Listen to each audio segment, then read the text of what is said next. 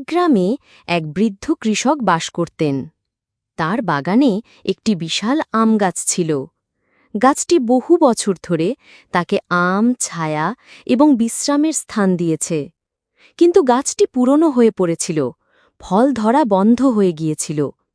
বৃদ্ধ ভাবলেন, গাছটি এখন আর কোনো কাজে আসছে না, এটিকে কেটে ফেলাই ভালো।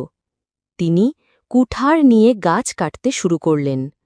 গাছটি কেঁপে উঠল এবং হঠাৎই মানুষের মতো কথা বলল।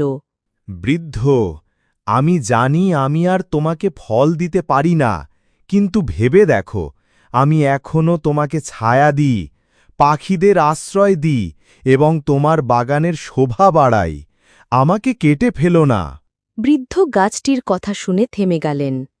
তিনি উপলব্ধি করলেন, গাছটি তার নিজের প্রয়োজনে বেঁচে নেই, বরং অন্যদের উপকারেই বেঁচে আছে।